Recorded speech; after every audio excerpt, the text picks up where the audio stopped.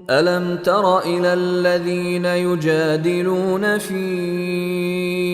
آيات الله أنى يصرفون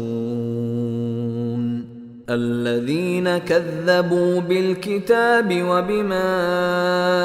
أرسلنا به رسلنا فسوف يعلمون إذ الأغلال في أعناقهم والسلاسل يسحبون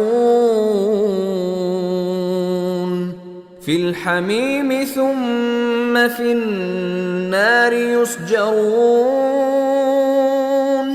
ثم قيل لهم أين ما كنتم تشركون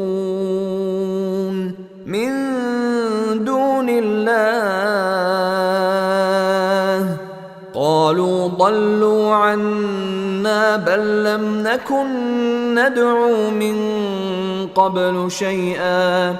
كذلك يضل الله الكافرين